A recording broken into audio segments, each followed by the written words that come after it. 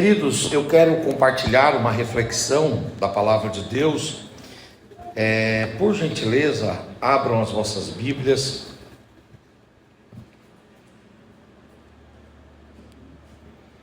Leiamos o Evangelho de Jesus, segundo escreveu o evangelista Mateus. Vamos ler o capítulo de número 26 e o versículo de número 17 do Evangelho de Mateus. E no primeiro dia da festa dos pães ázimos, chegaram os discípulos junto a Jesus, dizendo: onde queres que façamos os preparativos para comeres a Páscoa? E disse ele: ide à cidade a um certo homem, e dizei-lhe, o mestre diz: o meu tempo está próximo, em tua casa celebrarei a Páscoa com meus discípulos. E os discípulos fizeram como Jesus lhes ordenara, e prepararam a Páscoa. E chegada a tarde, assentou-se à mesa com os 12. E comendo eles, disse: em verdade vos digo que um de vós há de me trair. E eles, entristecendo-se, começaram cada um a dizer-lhes: porventura sou eu, Senhor? E ele respondendo lhes disse: o que põe comigo a mão no meu prato, esse há de me trair. Em verdade, o Filho do Homem vai, como acerca dele está escrito. Mas ai daquele homem por quem o Filho do Homem é traído. Bom seria para esse homem que não houvesse nascido. E respondendo Judas, que o traía, disse: porventura sou eu, Rabi? E ele disse: tu o disseste. E quando comiam, Jesus tomou o pão e, abençoando-o, o partiu e deu aos seus discípulos e disse-lhes: comei, tomai e comei, isto é o meu corpo.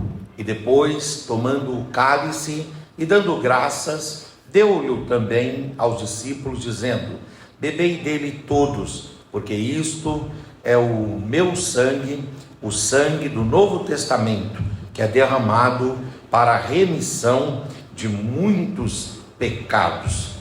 29. E digo-vos que desde agora não bebereis deste fruto da vide, até aquele dia em que beba de novo conosco, ou comigo, no reino de meu Pai.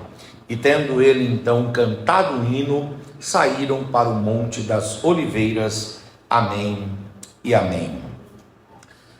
Queridos irmãos, eu quero falar hoje a respeito da forma como Jesus lida com os seus discípulos, esta forma revelada no modo como ele lidou com os discípulos estando na mesa ou à mesa da ceia.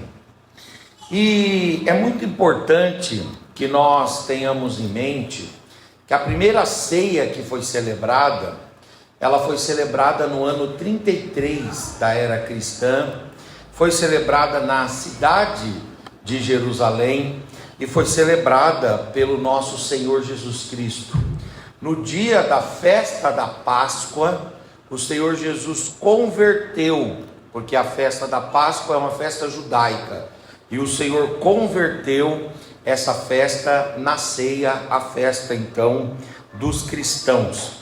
E é exatamente nesse momento que o Senhor Jesus vai lidar com os seus discípulos. Os 12 estão ali em torno dele. E a forma como Jesus lida com aqueles 12 indica também a forma como Jesus lida com cada discípulo que está aqui. Aqui nós temos uma igreja organizada, uma igreja que tem as duas naturezas da igreja: a igreja institucional e a igreja que é organismo. E a igreja institucional e organismo, ela se manifesta em irmãos e irmãs, adolescentes, jovens, crianças, senhores, senhoras, e também se manifesta, é claro, na própria organização ministerial, com cooperadores, diáconos, presbíteros, evangelistas e pastores. E aí então nós olhamos e nós vemos que nós temos aqui múltiplas classes, mas no fundo há uma classe só, há uma igreja só, há um povo só, há uma comunidade só, há uma família só. E que família, que comunidade e que classe é esta? É a família, é a comunidade dos discípulos de Jesus. Você é um discípulo de Jesus, é por isso que você está aqui. E se você ainda não se converteu aceitando Jesus, não se batizou e não integrou-se na igreja através do ato da ceia do Senhor, mas você está aqui hoje, seja a convite de alguém, seja por uma necessidade pessoal, seja por outra razão, mas você está aqui, então ou você é um discípulo de Jesus, ou você é um simpatizante que está a caminho de se tornar um discípulo de Jesus. Eu sou pastor, mas isso é para fins denominacionais, isso é para fins organizacionais, porque no fundo eu tenho que ser um discípulo.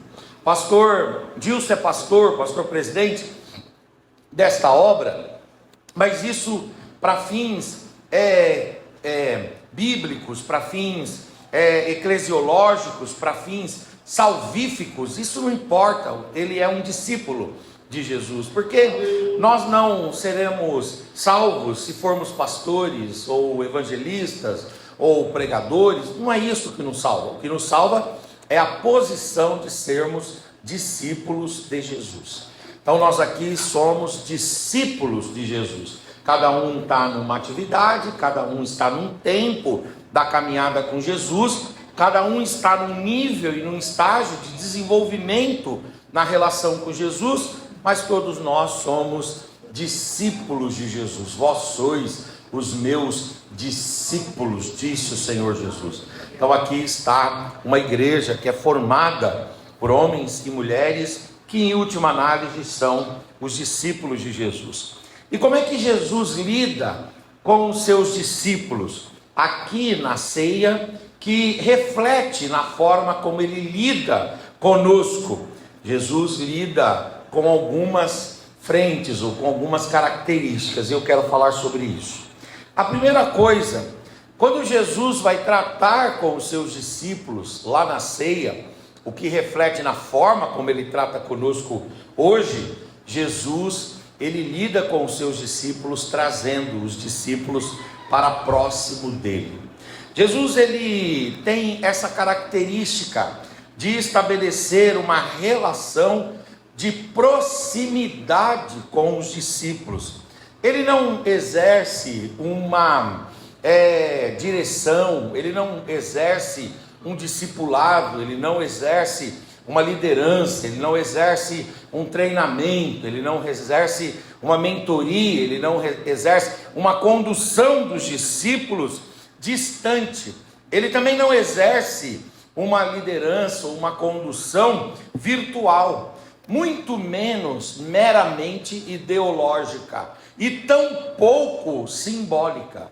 Por quê? Porque esse discipulado distante, esse discipulado virtual, esse discipulado meramente ideológico ou simbólico, não tem o condão, não tem a capacidade, não tem o poder de transformar a vida das pessoas. A vida das pessoas só é mudada, só é transformada se houver proximidade, se houver intimidade. É por isso que Jesus, na ceia, ele traz os seus discípulos para próximo dele. A liderança de Jesus, ela é uma liderança real. A liderança de Jesus é uma liderança presencial. A liderança dele é uma liderança relacional e é também, é claro, uma liderança encarnada. Ou seja, Jesus, ele não quer que nós nos relacionemos com ele por apreciação, não quer que nós nos relacionemos com ele de modo periférico, de modo perimetral, de modo contemplativo, de modo distante. Não, a relação de Cristo com os seus discípulos é uma relação de proximidade. Às vezes a gente fica próximo da igreja institucional e longe de Jesus. E aí nós achamos que estamos bem espiritualmente. Por quê? Porque estamos cumprindo a agenda da igreja, porque estamos cumprindo as formalidades litúrgicas, porque estamos cumprindo os rituais solenes da fé, porque estamos cumprindo os ditos, os ditames, as normas e as regras da nossa religião, mas estamos longe de Jesus. Jesus, Ele quer que nós, antes e para além de estarmos próximos da igreja enquanto instituição, Ele quer que nós estejamos próximos dEle. Jesus quer que você aproxime-se dEle, encurte as distâncias de Jesus, aproxime-se mais de Jesus, chegue mais perto de Jesus. Não é chegar perto do homem, da mulher, daquela pessoa que você colocou como referência para você. Não que não devemos ter referências, é importante, mas essas referências só nos serão ditas e tidas como referência se elas refletirem, se elas forem demonstrações fidedignas, insofismáveis e inconfundíveis com Jesus. Ou seja, eu só posso me esforçar e me dedicar para me aproximar de Jesus. Jesus quer que nós, nesse trabalho, nessa caminhada e nessa vida do discipulado, nos aproximemos dele. E aqui nós não estamos para dizer o quanto você está longe de Jesus. É você, com a sua consciência, com a sua mente, com o seu coração, fazendo aquela anamnese que Paulo diz quando escreve aos irmãos de Corinto, dizendo: cada um examine a si mesmo. Você quem deve dizer o quanto próximo você está de Jesus. E o quanto próximo você está de Jesus pode ser determinado pelo tempo que você gasta com Jesus, pelo tempo de oração que você tem, pelo tempo de leitura da palavra, pelo tempo de intimidade que você tem. Qual é o tempo de dedicação que você tem a Jesus? Isso pode ser um sinal, uma forma de você verificar quão longe ou quão perto você está de Jesus. Por quê? Porque o verdadeiro discipulado não é aprender conceitos. O verdadeiro discipulado não é aprender axiomas. O verdadeiro discipulado não está em copiar determinados ditames de uma denominação. Isso não é discipulado. O verdadeiro discipulado é nós nos aproximarmos de Jesus. Jesus quer você perto dele. Jesus quer ouvir a tua voz. Jesus quer ouvir o teu clamor. Ele quer ouvir a tua palavra. Ele quer que você sinta o perfume dele e que você traduza o perfume dele a outras pessoas também. E você só vai conseguir fazer isso, eu só conseguirei fazer isso se eu me preocupar em me aproximar de Jesus. Faça para si mesmo a seguinte pergunta: quão próximo eu estou de Jesus? Eu estou à mesa com Jesus ou Jesus está longe de mim? E se esforce, se dedique, faça o que estiver ao seu alcance para que você esteja em comunhão com Jesus. Jesus quer você perto. Jesus não quer você longe. Ele quer você perto. Agora, em segundo lugar, como é que Jesus lida com os seus discípulos? Isso está refletido na ceia. Jesus, ele lida com os seus discípulos por meio do serviço. É interessante que esta marca e esta forma do exercício de formação de Jesus com os discípulos, essa marca é preponderante, é predominante. Ou seja, na ceia, Jesus demonstra o serviço dele. O que é a ceia? A palavra ceia, ela significa refeição. Então, hoje você já fez algumas ceias. Você já fez a ceia da manhã, matutina, o café, já tomou o café da manhã, já fez a refeição da meio-dia, já fez o almoço, já deve ter tomado um lanchinho da tarde, né? e está aguardando acabar o culto para você comer uma pizza ou fazer o lanche da noite. E aí, historicamente, a ceia vem sendo um evento de alimentar-se, um evento de comer, de degustar, de experimentar as coisas, de alimentar o corpo à noite. Então a ceia ficou sendo a última refeição, a refeição noturna. Mas o que é ceia? Ceia é refeição. Quando eu digo eu vou cear, eu estou falando de refeição. E quando você vai fazer a refeição, você faz a refeição num lugar. E geralmente este lugar, ele tem um anfitrião, ele tem um hospedeiro. E Jesus na ceia, ele se coloca como o anfitrião. Ou seja, é claro que ele pede uma sala emprestada, um cenáculo emprestado, mas aquele cenáculo, a partir do momento que está com ele, ele que é o anfitrião, ele que vai recepcionar os discípulos, ele vai servir como anfitrião. Eu digo uma coisa para os irmãos: recepcionar pessoas em casa é simples.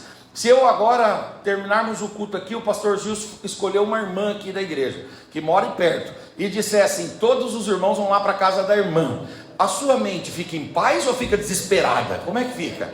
Não fica desesperada, porque dá trabalho. Eu não sei se você tem lá na sua despensa alimento para todo mundo, eu não sei se você tem suco, refrigerante, eu não sei se você tem pizza para todo mundo. Você vai ficar angustiada se ele disser: nós vamos jantar todo mundo na sua casa agora à noite.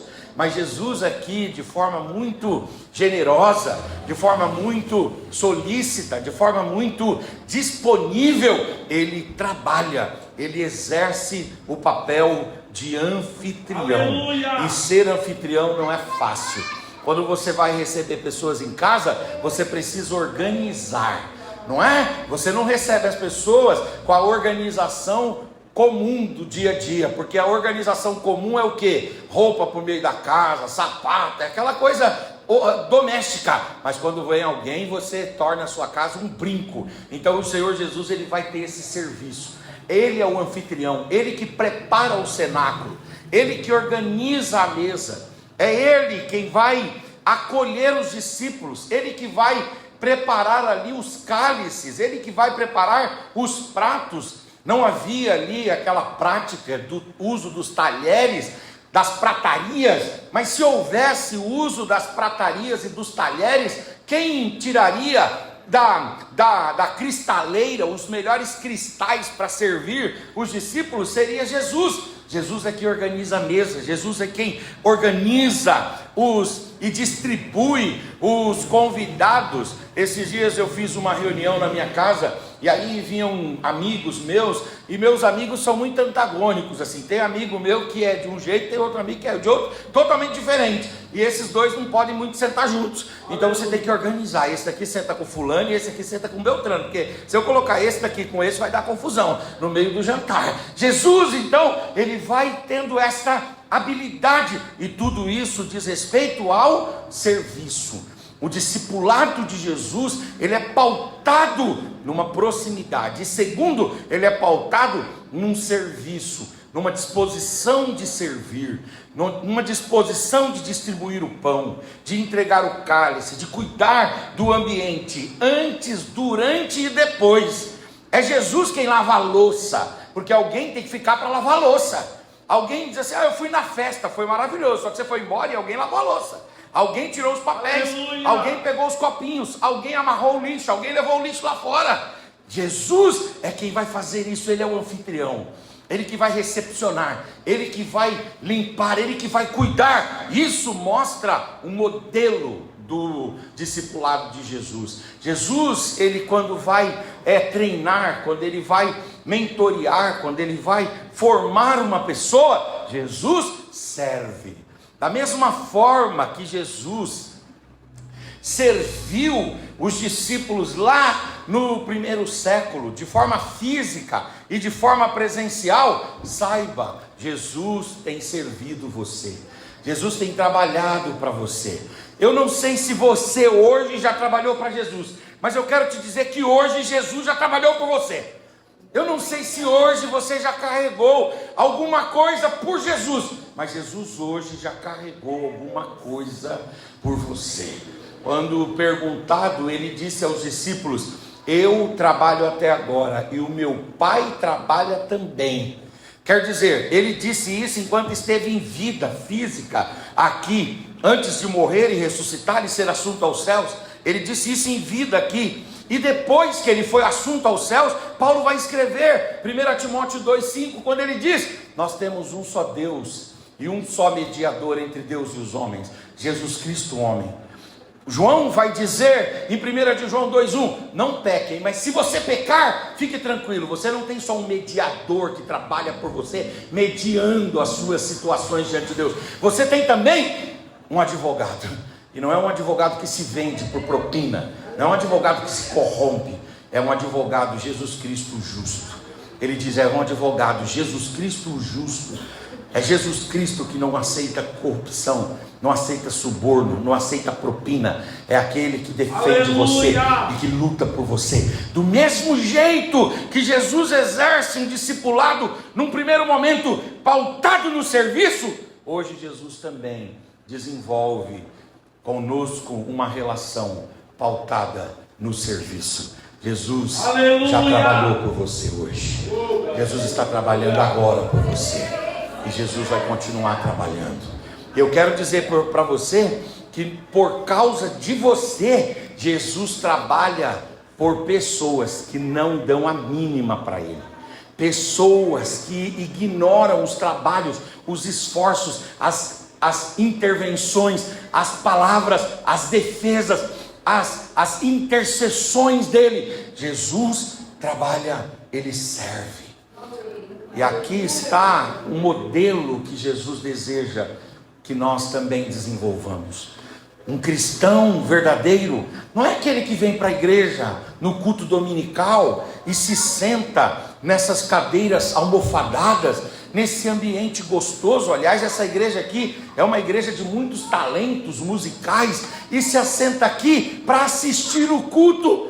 Não é isso que nos torna discípulos de Jesus. O que nos torna discípulos de Jesus é o quanto nós vamos trabalhar para louvar o nome dele com integridade, o quanto nós vamos trabalhar para servi-lo com autenticidade, o quanto vamos trabalhar para que ele retire de nós o melhor e nós possamos ter o nome dele sendo louvado na vida das pessoas. Oh, glória! Sabe como é que se chama culto em inglês? É service. E essa ideia de service tem a ver com o quê? Tem a ver com serviço.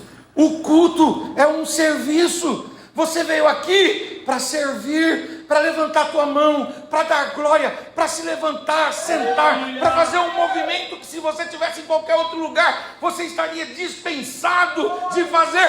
Mas ao vir aqui, você está aqui para se entregar, para render o melhor, para adorar a Deus. Faz algum esforço para Jesus. Faz algum esforço para Jesus. Porque Ele tem feito esforços em nosso favor. Paute a sua caminhada como uma caminhada de serviço. Paute a sua caminhada como uma caminhada de entrega, de disponibilidade, de ações contínuas para o bem dos outros. Em nome de Jesus. Que Deus nos constrange, irmãos, a fazermos mais pelo Senhor.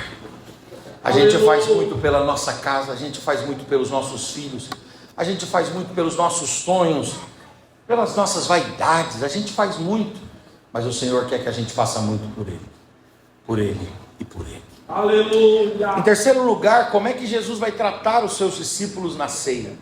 Primeiro, Ele vai trazer os seus discípulos para perto. Segundo, Ele vai trazer os seus discípulos para o serviço, dando Ele o exemplo. Em terceiro lugar, Jesus, Ele vai tratar os seus discípulos de forma salvífica. Ele vai tratar os discípulos dele de forma soteriológica. O que quer dizer isso? Na ceia, Jesus revela que a sua relação com os discípulos é, acima de tudo, uma revelação salvadora. Ou seja, o pão e o cálice apontam para um corpo que foi entregue pelos nossos pecados. O sangue foi derramado para a remissão de pecado. A nova aliança agora, ela está firmada na graça. E essa aliança, ela envolve bênçãos que tenham a ver com a salvação. Quais são as bênçãos que têm a ver com a salvação, que a ceia nos faz rememorar? E eu não estou dizendo com isso que Deus não nos dá as bênçãos das sazonalidades, porque as bênçãos das circunstâncias e das sazonalidades são bênçãos que Deus nos dá também, mas a ceia, ela não nos comunica só isso, porque isso é muito pouco, isso é muito básico, isso é muito elementar, isso é muito rudimentar. Com todo respeito, quando a gente compra um carro novo, eu comprei um carro novo ano passado, foi uma delícia, mas esse carro a gente pode comprar com outros esforços. Você compra uma casa, é uma delícia quando você compra uma casa, mas isso você pode fazer de outras formas. O que a ceia comunica para nós é mais do que isso. Não é que Deus não nos dá isso, Deus nos dá isso, mas Ele também nos dá algo que nada e nem ninguém pode nos dar, que é a bênção da salvação. Você é salvo, você é salvo e você é salvo. No final do ano, eu estava conversando com uma pessoa que disse assim: Henrique, a minha vida vai mudar. Aí eu disse: por quê? Porque você vai fazer uma campanha de 7 dias no monte? Aí ele falou assim: não, porque eu joguei na Mega Sena, a Mega Sena da virada. E Henrique, eu estou concorrendo num bolão aí, parece que 1 bilhão, sei lá, não sei quantos milhões. Falei: é mesmo? É muito, muito dinheiro. Ele não ganhou, mas teve gente que ganhou. E a vida mudou. Mas a Mega Sena não é capaz de escrever o seu nome no livro da vida. Aleluia! Ela é capaz de dar carro, ela é capaz de dar casa, ela é capaz de melhorar sua roupa, ela é capaz de te fazer viajar, ela é capaz de te dar coisas supérfluas que vão ficar nesse mundo. Mas a relação de Jesus com seus discípulos é muito mais profunda, é inigualável, é incomparável, porque Ele traz para nós o que ninguém pode trazer. O seu trabalho não vai te trazer salvação, os seus estudos não vão te trazer salvação, as suas formações, a sua habilidade, a sua destreza. Então eu vou esquecer todas essas coisas que Deus faz por mim? Claro que não, tudo isso são meios de graça de Deus, mas no fundo o que Deus está fazendo é nos dar um agrado, que é muito pequeno, perto do maior de todos os agrados. E qual é o maior de todos os agrados? É termos, de fato de verdade, o nome escrito no livro da glória. Essa é a maior de todas as vitórias. Aleluia. E nesse sentido, Jesus é melhor do que o Pablo Marçal, porque o Pablo Marçal, ele é um bom técnico, ele é um bom discipulador, e ele pode te ensinar a ganhar dinheiro. Jesus é melhor do que o David Leonardo, porque o David Leonardo, ele pode te ensinar algumas técnicas. Jesus é melhor do que esses gurus da internet, esses gurus das redes sociais que te ensinam a sair da pobreza e ganhar dinheiro. Por quê? Porque tudo que esses homens conseguem oferecer resume-se a essa existência, a esse plano. Aleluia. Mas o que Jesus nos dá não. Oh, O que Jesus nos dá transcende para a vida eterna. aleluia. Atravessa, aleluia, essa existência, essa dimensão, e desdobra-se para a vida eterna. Jesus estabelece conosco no discipulado uma relação Aleluia, salvífica Jesus. e nos dá bênçãos incomparáveis. Aleluia. Ele nos dá a bênção da justificação, Ele nos dá a bênção da regeneração, Ele nos dá uma das maiores e mais poderosas bênçãos. Ele nos dá a bênção do perdão dos nossos pecados. Aleluia, Jesus. Um homem perdoado é um homem em paz. Um homem perdoado é um homem resolvido. Um homem e uma mulher perdoados são pessoas resolvidas para a eternidade. Quantos perdoados nós temos aqui? Levante a mão. Quantos reconciliados nós temos aqui? Aleluia, essa é a maior das vitórias. O Senhor Jesus nos dá a adoção como filhos, nós somos adotados. O Senhor Jesus nos dá a reconciliação com Deus. E essa reconciliação com Deus, ela não pode ser comprada, ela não pode ser adquirida por esforços humanos, ela não pode ser obtida com dedicação humana. Você pode dar tudo de si, mas você não consegue comprar a adoção de filhos. Aleluia. Mas Jesus dá para nós essa adoção de filhos. Aleluia. Você é filho de Deus. Você é filho de Deus. Você é filho de Deus e você é filho de Deus. Aleluia. Eu vejo às vezes a igreja tão apática com estas pérolas. E a igreja às vezes, não os irmãos aqui, é claro, mas de forma geral, ela fica apática, ela fica indiferente. Ela não vê a adoção de filho como uma bênção. Ela vê coisas que podem se tatear, se pegar, coisas que podem melhorar o status como bênção, mas não vê isso. A maior de todas as vitórias é que nós somos filhos de Deus, irmãos. Nós somos filhos de Deus. O nosso nome está escrito no livro da vida. E esta é a maior de todas as virtudes. Quantos se alegram nisso? Levante a mão. Levante a face. Levante a voz. Abra a boca. E dê uma palavra de adoração a Jesus. Oh glória, oh glória, oh glória, oh glória, oh glória, oh glória. Oh glória, oh glória, oh glória. O discipulado de Jesus conosco é baseado na salvação. Jesus não quer mudar a nossa roupa apenas. Você vestia dessa forma, agora vai vestir dessa forma. Não, isso não é o papel de Jesus, isso é o papel da igreja, enquanto instituição. Jesus não quer que a gente escolha se vai ficar com barba ou sem barba. Isso é papel da instituição. Jesus quer saber se nós vamos ser feitos filhos de Deus ou não. E isso não é a instituição quem faz. A instituição, ela apenas nos auxilia, porque quem faz isso é Jesus. Aleluia! Com os seus discípulos. Aleluia! Quarto lugar, e já estou indo para a conclusão para a gente celebrar a ceia. Como é que Jesus trata os seus discípulos em quarto lugar? Jesus trata os seus discípulos com isonomia. Jesus trata os seus discípulos, é claro, trazendo-os para perto. Ele quer você perto dele. Jesus trata os seus discípulos servindo os discípulos e nos motivando através do exemplo dele a servirmos também. Jesus trata os seus discípulos de forma salvífica, para que a gente, uma vez que foi salvo, também espalhe essa salvação a outros. E Jesus, em quarto lugar, trata os seus discípulos de forma isonômica. Essa palavra é uma palavra um pouco diferente, isonomia, que palavra estranha. Mas o que essa palavra quer dizer? Ela é uma palavra que tem a ver com o mundo jurídico. E ela quer dizer tratar os iguais igualmente e os desiguais na proporção de suas desigualdades. Eu me lembro que na pandemia surgiu um slogan assim, e esse slogan ele veio quando as pessoas foram aos mercados e compraram as coisas e esvaziaram as prateleiras e encheram as casas delas com os alimentos e tal, água, etc., no período da pandemia. E aí muita gente que não tinha recurso foi depois e não tinha coisas lá para comprar, porque quem tinha mais capital ia lá e comprava tudo e não tinha mais. E aí começaram a criar um slogan. O slogan dizia assim: todos estamos no mesmo barco, vamos todos respeitar um ao outro porque estamos no mesmo barco. E eu me lembro de um bate-papo com uns alunos meus pela internet, eu dizendo: olha, será que estamos todos no mesmo barco mesmo? Será que o meu barco é o seu barco?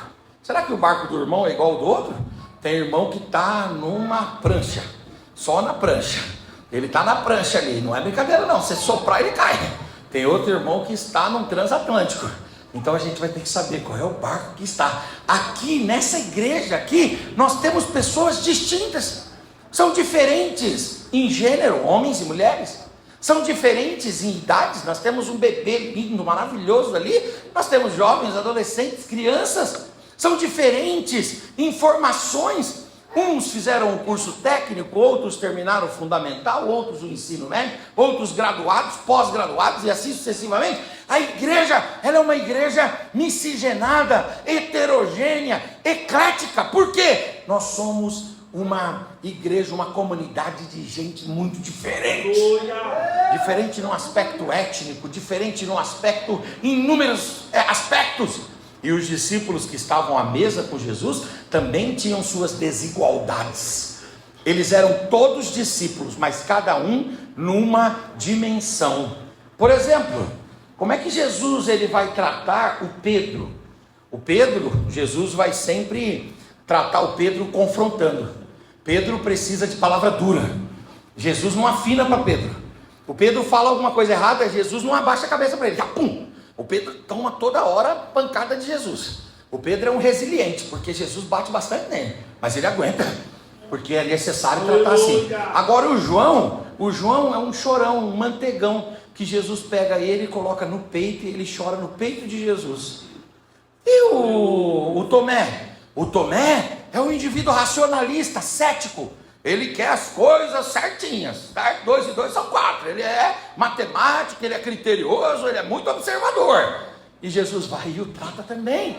Por quê? Como é que Jesus lida com os seus discípulos, irmãos? Jesus lida com os seus discípulos na individualidade de cada um. Eu só posso lidar com você de forma massiva. Eu só posso lidar com você de forma generalista, de forma genérica. E toda forma, toda lida genérica, massiva, comunitária é fraca. Por quê? Porque não ataca o problema de cada um na sua necessidade. Mas Jesus não é assim. Aleluia. Jesus, ele fala no tom em que cada um aqui consegue ouvir perfeitamente a sua voz. Eu gosto muito do C.S. Lewis, quando o C.S. Lewis ele diz: o Senhor Jesus nunca usará a linguagem de uma lavadeira para falar com um filósofo, e nunca usará a linguagem de um filósofo para falar com uma lavadeira, porque Jesus se faz compreender a cada um como cada um o compreende. Como é que você compreende Jesus? É a forma como você compreende Jesus que Jesus vai falar com você. E para alguns ele precisa vir nas pedras, outros ele precisa de um redemoinho, outro na brisa e na voz mansa e suave. Ele se faz compreendido, ele se faz percebido, ele se faz presente. Jesus conhece você, Jesus sabe das suas manias, Jesus sabe dos seus jeitos, Jesus sabe das suas inspirações, aspirações, inclinações e desejos. Jesus conhece você. E Jesus, ele não lida como nós líderes vamos lidando com o grupão. Nós somos pastores do rebanhão. Com todo respeito, pastor, me coloca na posição do senhor também. Nós somos pastores do rebanhão. Quer dizer, é uma palavra só, num tom só para todo mundo. Mas entre o que eu falo e o que você ouve, tem Jesus. E Jesus pega essas palavras e ele coloca no tom que cada um aqui consegue. Aleluia! É por isso que às vezes a gente é obrigado a falar aquela frase: Jesus falou pelo pregador e apesar do pregador. Por que pelo pregador? Porque Deus usa os homens. E por que apesar do pregador? Porque às vezes o pregador não chega na frequência certa do coração dos outros. Mas Jesus faz com que a palavra chegue numa frequência certa. Porque aqui nós estamos falando a discípulos de Jesus. Você está ouvindo a voz de Jesus aqui. Aleluia, a palavra de Jesus, a mensagem de Jesus. O que é que você precisa? Talvez não seja o que o outro irmão precisa, mas o que você precisa, Jesus vai dar para você. Jesus vai dar para você. Aleluia. A sua necessidade às vezes é o que o outro desdenha, mas Jesus compreende você. E Jesus libera uma palavra pessoal, uma palavra personalíssima, uma palavra individual. Aleluia. E por fim, queridos irmãos, Jesus, ele vai lidar com os seus discípulos sempre com amor. O amor de Jesus é um amor inigualável. Ele que propõe um jantar. Eu vou dizer uma coisa: quando uma pessoa convida você para jantar na casa dela, você acha que você está sendo amado ou odiado? Como é que é a impressão que você fica dessa pessoa? Amado, querido, lembrou de mim, me chamou. Esses dias um amigo meu, pastor Henrique, vem almoçar na minha casa, jantar na minha casa. Cheguei lá na casa dele, ele fez um jantar lá que eu falei, maravilhoso. O jantar teve entrada, teve prato principal, teve sobremesa e cafezinho no final. Falei, meu Deus, parece que eu estou num restaurante. Aí ele disse assim, rapaz, eu passei a semana inteira comprando as coisas e preparando as coisas. O camarada ficou a semana inteira indo no mercado, comprando, escolhendo. No dia ficou lá, incomodando a esposa e não sei o quê. E no final do dia lá estou eu, simplesmente para chegar, sentar e fazer a refeição. Só tem uma coisa que faz a pessoa fazer isso, é o amor. Jesus, ele reúne-nos em torno da mesa, porque ele nos ama. Você é amado por Jesus. Eu não sei se você foi amado pelo seu pai, mas você é amado por Jesus. Eu não sei se você desfrutou do amor da sua mãe, mas você é amado por Jesus. Eu não sei se você desfrutou do amor dos seus irmãos, ou se você foi rejeitado pelos seus irmãos, mas você pode desfrutar do amor de Jesus. Eu não sei se na igreja você se sente amado, você se sente acolhido, você se sente abraçado, você se sente marginalizado, discriminado, escanteado, segregado, eu não sei. Mas eu sei que você pode desfrutar do amor de Jesus. O amor de Jesus, ele é revelado em torno da mesa do Senhor. Fica de pé no seu lugar, aleluia, com a permissão do pastor. Eu quero que você agradeça a Jesus, porque hoje nós estamos aqui para celebrar o amor de Jesus. A ceia nos traz essa consciência: Jesus nos ama, e Ele nos ama tanto que Ele deu a vida dele por nós. Ele nos ama tanto que Ele derramou o seu sangue por nós. Ele nos ama tanto que Ele permitiu que a sua carne fosse dilacerada por nós. Ele nos ama tanto que Ele pagou o preço que não pode ser pago com libra esterlina, com euro, com dólar, com ien, com real. Não pode pagar com rubro. Não tem moeda no mundo capaz de pagar. Com Bitcoin não dá. Ninguém pode pagar. Mas Jesus comprou você. Jesus te perdoou. Jesus te reconciliou. Jesus escreveu o seu nome no livro da vida. Jesus deu para você um lugar no céu. Jesus deu para você um lugar junto ao Pai. Jesus fez tudo isso por amor. Celebremos o amor de Jesus. Entra nesse ano de 2026 para enfrentar o que tiver que enfrentar. Eu não sei se esse ano vai ser bom em todos os aspectos para você. Eu não sei se tudo dará certo. Preste atenção, eu não sei, de verdade eu não sei. Mas eu sei de uma coisa: que o amor de Cristo sempre estará com você. O amor de Cristo sempre estará com você. Quando você for lá no hospital, numa consulta de forma solitária, o amor de Cristo estará com você. Quando você estiver lá com pouco pão para dividir na sua família, o amor de Cristo estará com você. E quando você estiver voando nos lugares mais elevados, saiba, aquilo ali também estará acontecendo por causa do amor de Deus. Porque o amor de Deus está sobre você. Satisfaça-se com o amor de Deus. Nós pregamos a Tua palavra, Senhor. A Tua palavra é viva, ela é eficaz, ela é mais cortante do que qualquer espada de 2 gumes, e ela vai até a divisão da alma, do espírito, juntas e medulas, e ela é apta para discernir os pensamentos e as intenções do coração. A Tua palavra, Senhor Deus, ó Pai, foi expressa, foi falada, foi semeada. Meu Deus, faz com que essa palavra seja albergada, abrigada, seja acolhida em nossos corações, e que a gente saia daqui, Senhor, com essa disposição de imitar o Senhor também nesse caminho do discipulado. Eu quero sair daqui mais próximo de Ti. Eu quero sair daqui servindo mais o Senhor. Eu quero sair daqui, meu Deus, amando mais, ó Deus, o Senhor, e trabalhando para o Senhor.